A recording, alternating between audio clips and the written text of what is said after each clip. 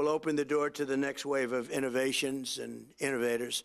So I'd like to ask Chairman Selig to say a few words and a little bit of the details about what we're doing, and then we'll follow it up with Chairman Atkins and Coinbase CEO Brian Armstrong, Intercontinental Exchange CEO Jeff Sprecher, Robinhood CEO Vlad Tenev, and Kraken CEO Arjan. So we have that all set, and let's get going. And you know what? If you want to speak for a very short period of time, that's okay, too.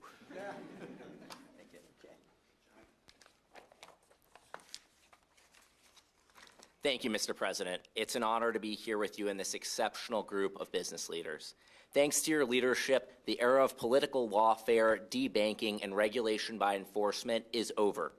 Innovators like the people in this room are welcome to the White House, not railroaded to the big house. And the new frontier of finance is being built right here in the United States of America.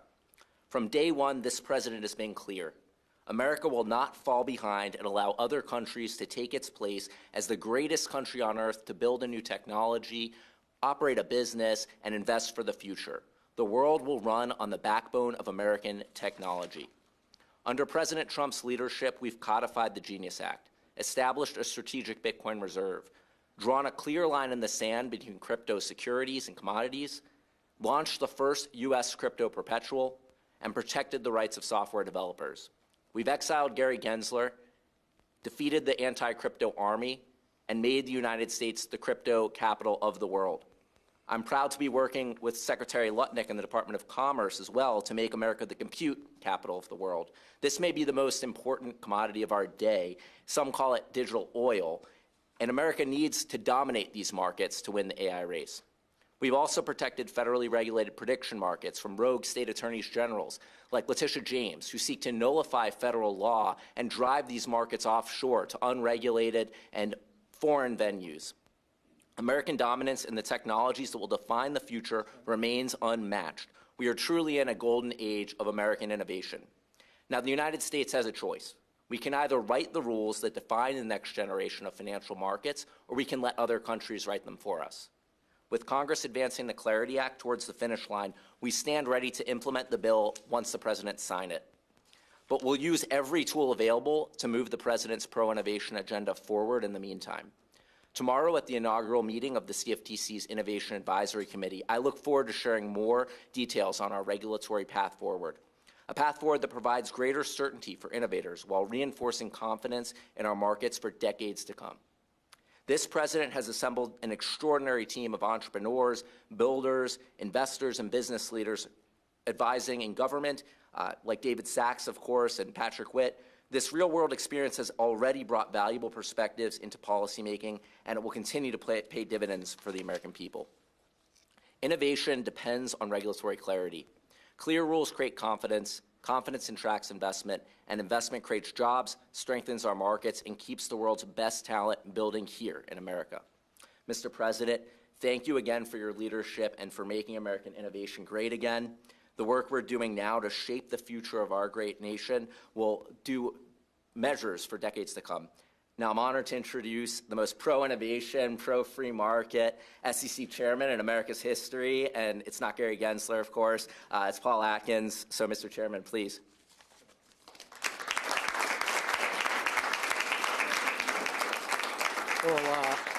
Well, thank you, Mike, and thank you, Mr. President, for having us here today. From day one, you've made our nation's financial dominance and innovation job one. We at the SEC are delivering on your agenda. We're making IPOs great again, to continue on your theme, by cutting red tape that discourages companies from going public. Under your leadership, Mr. President, the IPO market is booming.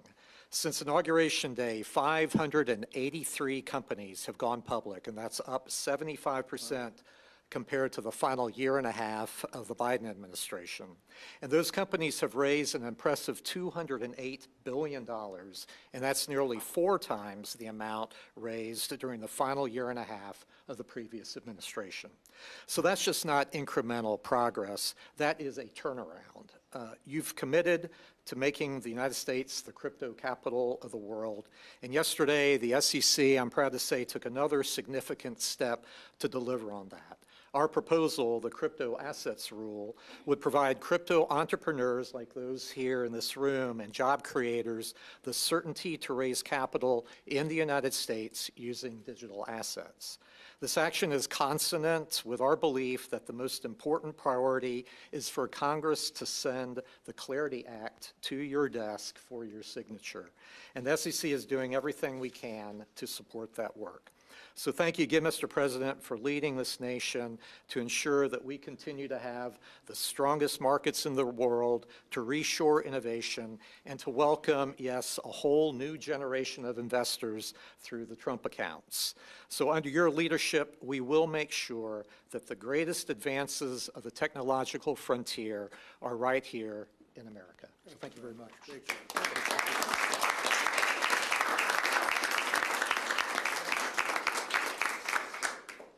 Well, this morning I was thinking back to the 2024 campaign where the president, I think, very astutely recognized there was millions of voters in the United States who felt disenfranchised by the prior administration. And he made a commitment at that time to make America the crypto capital of the world, and within weeks of taking office, delivered on that promise. And it started first with this executive order, which came out ordering the agencies in his administration to take steps in this direction. He shortly thereafter appointed two of the most competent and pro-innovation regulators anywhere in the world, Chair Selig and Chair Atkins, and of course fired Gary Gensler. There was that big applause line at the Bitcoin conference, which was powerful. And of course, the Genius Act was another milestone just in the past year, along with the Strategic Bitcoin Reserve, et cetera. And just this week, I have to commend Chair Atkins for publishing this new rule that allows crypto projects to raise capital in the US for the first time. There's clarity on that. And Chair Selig, we're excited to attend the advisory committee meeting tomorrow to make progress there. So an incredible amount of progress has been made, and I think what's most important next, of course, is this September 15th vote that we have with the Clarity Act. This would make all of the progress that this administration has made durable into the future, so it could survive for decades and decades to come. And make no mistake, there are folks out there who they want to see this legislation not happen, right? Maybe some of the big banks don't want the competition from crypto companies. Other banks are leaning in and have endorsed it, which I think is really powerful. And so if we all come together, I think we can get this bill over the finish line and hopefully get more than 60 votes come September 15th. Thank you. And it's very bipartisan, I would say. So very much. That is true. A lot of Democrat support.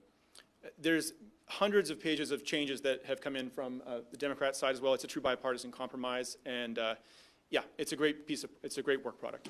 So up next, I think, is Jeff Sprecher. Sorry. Thank you. Mr. President, I just wanted to tell you that, that your trade policies of fair trade to bring back jobs and businesses from overseas, your energy dominance policies to fuel the next generation of technology in the United States, your big, beautiful bill that created incentives for investments has led to the records that you're hearing about in our stock markets, the record number of IPOs.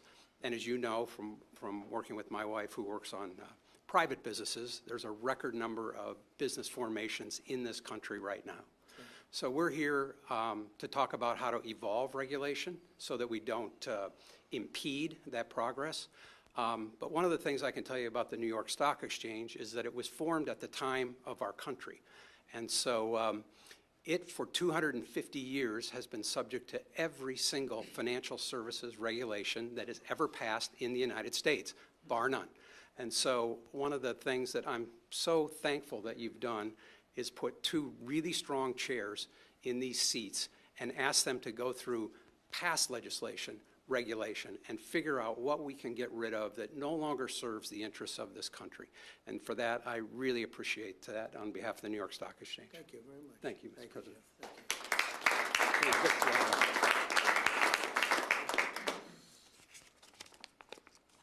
Mr. President, thank you for bringing us together and for your work to ensure the next generation of Americans has a stake in the country's economic success through the Trump accounts and many other things. Thank you also to Chair Selig, Chair Atkins, your administration, for the work underway to strengthen American capital markets and expand opportunity for all Americans. If I had to sum up Robinhood in one word, it would be ownership. Broad ownership is essential to a free, stable, and prosperous society. That belief has shaped pretty much every product we've built, from commission-free investing to 24-hour trading, and now outside the United States to tokenization, which we're using to expand ownership of American assets to people in more than 120 countries. Yet this innovation is reaching investors abroad before investors here back home. And the opportunity goes far beyond public markets. Tokenization will open up markets that have long been out of reach, including private companies. Today, too much economic value is being created before ordinary investors get a chance to participate. Expanding ownership also requires protecting investors. Innovation and investor protection aren't opposing goals. America became the world's capital markets capital by doing both, and the chairs here understand that. American companies are building this technology. American markets are powering it. American assets are also at the center of it. American investors should not be the last to benefit. We look forward to continue to work together to expand ownership, build the next generation of capital markets, and ensure America leads the way. Thank you. Great job. Arjun.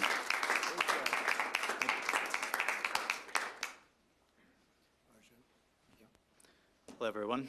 I was thinking about what I was going to say today. Most of the time, I don't speak too much, but the first time I met the president, he said, "What does your company do?" And I said, we're a startup. We move at warp speed. And the first thing he said is, "Why not at Trump speed?" So we started acting that way. Look, our mission at Kraken isn't about Kraken. Brian created Coinbase. Vlad here, you have ICE, NASDAQ. They created the world markets. And all we're trying to do is make sure that everyone in America has the ability to be able to succeed in the same way that we did. And that's essentially how we think about it. So our motto at Kraken has been fix money, we fix the world. Thank you, Mr. President. Thank you very much, Ray.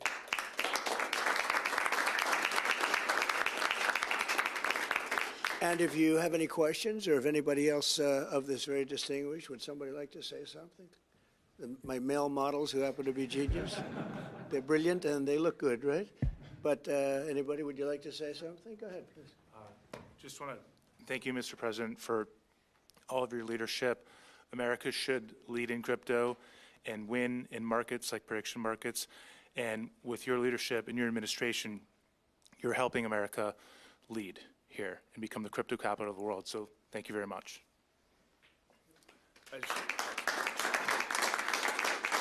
I just want to thank you, Mr. President, as well as Chairman Atkins and Chairman Selig for the great work that they're doing.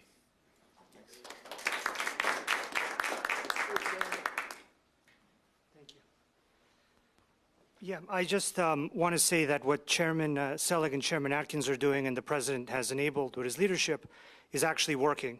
So if you look at stablecoin usage and adoption, it's increasing the usage and distribution of the US dollar at higher and higher levels than our industry has ever seen, specifically because of the Genius Act and the movement of more and more treasuries into stablecoins and therefore into more and more hands across the world. And now the tokenization of equities, thanks to Chairman Selig's and Chairman Atkins' great work and collaboration and actual work together rather than working against each other as before, is going to distribute U.S. equities globally and increase the distribution of those. So, we power a lot of these applications and companies, so we know what the numbers actually are, and they're massively increasing because we have regulators and leadership that enables the success and distribution of these U.S.-based assets. So there's actually a very real and tangible outcome that's really now benefiting the U.S. and adoption of U.S.-issued assets and the U.S. dollar. So I just want to mention that. It really is working and hitting all-time highs. So thank you very much. Sure. Thank you. you. So if you have any questions, we have a meeting next week with the AI people. The top people are coming in, so we can talk about that. But we're leading by a lot with AI. We want to keep it that way. We want to regulate, but we want to have it regulation where they can continue to lead, not regulation that's going to stifle a very important industry. I think maybe bigger than the internet, bigger than anything anyone's seen. And we're helping in that regard, especially with regard to allowing them to produce their own electricity, which everyone thought was crazy that it would never be approved. We're getting them fast 2- and 3-week approvals. They're building some of the greatest electric plants anywhere in the world because our grid is old and tired and weak, and they're actually giving the excess electricity into the grid, but they're building power plants that nobody's ever seen anything like it. We're not using the power from the grid. We're using brand new power, so it's a great thing, because that misconception has been out there that we're taking electricity. We're actually creating electricity, and that's something I was proud of because that was my idea. Nobody believed it. Actually, it went along for 2-3 weeks. I said, how come these guys aren't submitting? Well, they thought that you were just kidding, because that's the way it's been in this country. Nobody would ever say a thing like that. But no, they're building power plants, the likes of which, all different, fueled all different ways, but the likes of which we've never seen. The people that are in the power business said we're seeing things that we've never seen before, because a very high level of intelligence is doing it. So it's been great. Okay, any questions? Mr. President. Yeah, please. Mr. President, does the administration have any plans to accumulate sizable amounts of Bitcoin or other cryptocurrencies? Well, it's been talked about. I think I'd probably rely on Paul and the whole group for that. He'll make a decision. You guys will make a decision, and you'll let me know. But certainly it's been talked about. It's taken a lot of pressure off the dollar. It's been very, very good for the dollar. And I think if you came in with recommendations, two of you, if you came in with some recommendations, I would certainly listen. It seems to be a pretty big subject. Yes, please. Hi, President Trump. I have 2 quick questions. Go ahead. Don't get around here much. So my first question is, we're talking about AI and crypto a lot, and you won overwhelmingly with working class Americans in 2024, tens of millions of working class Americans. Many of them, they say, we love President Trump, but we're still cautious about AI and crypto. What do you say to those who are still reticent to embrace this evolution? So I think it's a great question, and I think it's going to create a lot of jobs. It's going to create success. It's going to create tremendous innovation medically. I mean, they're coming up with already, amazingly, they came out with something today that I looked at, having to do, I won't go into the details, but having to do with a pretty unstoppable disease, and all of a sudden they're coming up with answers that they never thought were possible, and things that they never even would have thought about. So I think it's really creating jobs. And I can tell you one thing, if you look at our construction jobs right now, because we're building more plants, factories, things that really have something to do with the AI, but also car factories, car plants. They're moving into our country. Honda just announced, Toyota just announced, they're moving their operations from Mexico, from Canada, from other places. We, by the way, probably have a deal with Canada. You probably saw that. Very major tariffs were going on to Canada today. We delayed it for 3 days because I think we have a deal with the Prime Minister, and good deal for everybody. So that's good. But the construction jobs are enormous. We're building the biggest plants anywhere in the world. And I can say if I were the mayor of a town or the governor of a state and I had a chance to get a big plant in, an AI plant or a data center, I would absolutely want it because the jobs are enormous and the money paid, the taxes paid are just enormous. And if you don't take it, you're going to be left behind because there are plenty of places that want it. So I would say that maybe it can use a little public relations help. But if I were a governor or mayor, I would want that plant in my community. And many of them are designed in a very beautiful way. It's really very positive. Okay, thank you. A little off topic. So you mentioned Joe Biden and some of the past leadership, and it's been about 69 days since we've seen Mitch McConnell. Sometimes when you look at Congress, it looks like the cast of Cocoon. But I read a Cindy Adams column in the New York Post recently, and she talked about how we need term limits and someone needs to hold Congress accountable. Maybe you should be the person to do it. Would you support term limits for Congress or some type of cognitive testing? Because maybe if we had that the last 4 years, we wouldn't have ended up in some of these messes. So term limits are very popular with the public. I've seen it both ways. I've seen where people go in and they get termed out, and they're very talented, and they're at the height of their career, politicians. And you end up with total rookies in there, nothing gets done. And I've seen it the other way, where people are there too long. We see that all the time. I see both. I always like to say that a term limit is an election. The public's pretty smart. You see that last night. We had some great success last night. The Republican Party had tremendous success last night. But I like to say that term limits should be elections. But I'm okay with term limits. Remember, the people that have to pass term limits are the people that are going to be voting on them to get out of office. So it's a little bit tough. That's not the easiest vote to get, is it, huh? But I'm okay with it one way or the other. I do think elections really term people out. Mr. President, I want to ask you about Canada, but first, the Treasury Secretary says that we could see the most impactful sanctions on Iran this week. When will they come, and what else could be sanctioned on Iran? Well, we have things that we could sanction. We have very draconian sanctions, and we'll see what happens. Right now, the strait is open. A lot of boats are coming through. People aren't reporting that, and that may slow down a little bit at some point, but right now a lot of boats are coming through. The naval blockade has been extremely effective. Zero, I mean, literally while it's up, and that's been for quite a while, you know, except for a couple of little pauses where we opened it purposely with a deal, but the deal didn't terminate, you know, the deal didn't turn out to be what they said, you know, when they tell us one thing and they do another. But the blockade has been 100% successful. No boats have gotten into Iran, but they are getting in for other places. But we'll see. We're going to see what happens. It'll either be extremely good and oil prices are going to drop like a rock, or we'll continue to do exactly what we're doing. You know, they were talking about $350 a barrel, and it's today 84, 85.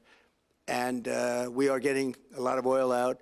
But the other thing that's happened is people have found other alternatives, which they never thought about. Texas, Alaska, Louisiana, and other places. In addition, a lot of pipelines, record numbers of pipelines are being built.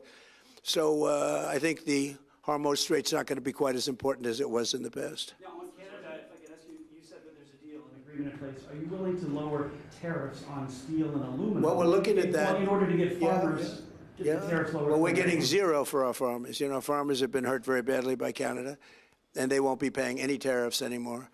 And we may bring some of the tariffs down to a level where other countries are, because Canada was paying a higher tariff. Canada was paying us a higher tariff. So we are, look, we have a very nice relationship with leadership right now, and we'll see. But we did a 3-day pause. It was supposed to be a 50% straight across the board tariff. That was going into effect at 7 o'clock this morning, and I delayed it at the request of Canada for 3 days so we can iron out the details. But it's going to be a wonderful deal, hopefully a wonderful deal for everybody, yeah. Mr. President, earlier today you said North Korea has something like 57 nuclear weapons. They've been expanding their nuclear program. Is your goal in trying to re-engage with Chairman Kim still denuclearization? And what makes you think you could be successful now when you weren't? Well, I don't want to talk about that, but I do have a good relationship with Kim Jong-un. As you know, you've seen. He didn't like Biden. He didn't like Obama. He didn't like anybody, but he likes me, and I just got along with him very good. We had great meetings. We speak, and I think our nation, and I think other nations, frankly, whether it's Japan or South Korea, they're a lot safer if I'm president than if somebody else is president. Now, I didn't like the fact that we're doing these massive military exercises, really against North Korea. It was an exercise against North Korea. When I'm friendly with him, when we have, I don't see anything happening for certainly 2.5 years. It's not going to happen with me, but I don't see anything happening. And I was not happy when South Korea said, no, they're not interested in helping us with the Hormuz Strait, and yet they get 60% of their oil from the Hormuz Strait. I said, would you like to help us? He said, no, thank you. I said, that's nice, please, thank you. He made us a lot of money. I didn't like that. So I felt that to do we were doing a massive war exercise. I thought that was very insulting to somebody that, frankly, has been, during my term at least, very well behaved. Yeah. On the bond market, is the administration done enough to stabilize the bond market after yesterday? Well, I think it is, but I mean, it's very sad. Every time we do great, we announce great numbers, the interest rates go up. And they go up because they want to stop inflation. They should go down because the country's strong. You know, I see countries like Switzerland where they're the #1 lowest interest rates, 0.5%, and we pay 3.5%. And yet, if we stop doing business, for instance, I have the absolute right to cut off all business with a country like Switzerland, like anything. So why are they prime if I can cut off the business and they are no longer functional? And yet they're considered to be like an elite country. And I don't want to single them out because there's 60 countries like that. They live off the United States. So why are we paying higher interest rates than them? You know, in the old days, we used to pay the lowest interest rate, no matter how we were doing, because we sort of generate for the whole world. And I want to see it where interest rate, and I have to tell you, we have a wonderful chairman. I think he's doing a great job. The problem is he has a board, and it's a political board. It's people put in by Obama, Biden, and me. And there are quite a few members still left, as you understand. And so they vote to raise interest rates. I don't know if they're doing it because they think they're doing a good thing or because they like the politics of it. But my point is, years ago, 25 years ago, when the country announced good numbers, interest rates went down because we had a stronger country. Now when we announce good numbers, the better they are, the worse it is for interest rates. So we could have a GDP of 10 times. You know, they say, oh, it's going to be 3 times or 4.1. We could have a GDP of 10, 12, 15 times if they just leave us alone.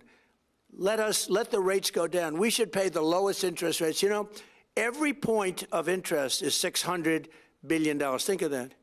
Every point of interest is $600 billion. 2 points means we make a fortune, but we keep driving it up. It's a very unfair system, and I've said it now for a long time. When our country does well, interest rates should go down. I mean, every time I hear our country's doing well, I say, oh, it's too bad, because they lift up interest rates. They should drop interest rates because it means we have a strong country, and it's all based on credit, meaning good credit, and we have the best credit, and we'd pay off the debt very easily, very quickly. But if somebody's paying a half a point, we should be paying a half a point, not somebody else. Right now, I think it's Switzerland has the lowest. Again, and I don't want to single them out, but if you take our business away from Switzerland, they have problems. So why are they paying a half a point and we're paying much more than that?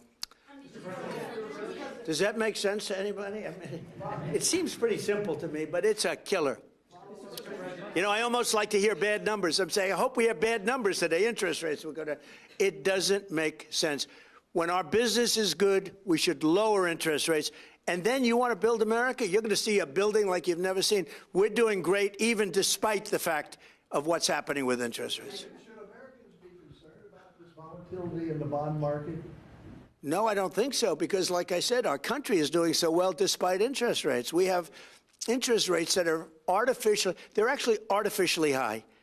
They raise them for no reason. And you can't go out to the market when you have a Fed that's raising interest. You can't say, oh, I want to pay 3 points less than what the Fed says you're supposed to be paying. So, no, I don't think so at all. I think we have a very powerful country, and we're powering through these ridiculous interest rates. They're ridiculous. Look, when our country is strong, interest rates should go down. When our country is weak, frankly, they should go up. But this country is strong. There's never been in history the kind of money coming into a country as we have right now. Trillions and trillions of dollars are being invested in plants, factories, everything. Everything you can think of. We're the hottest country in the world.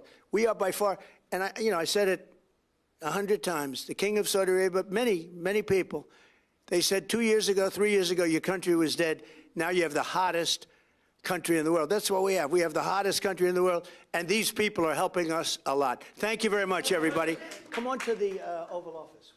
We're going to take them into the Oval Office. We're going to show them a real office, okay? Their offices are nice, but this is nice. Did you watch Donald Graham's debate, President? Thank you, Chris.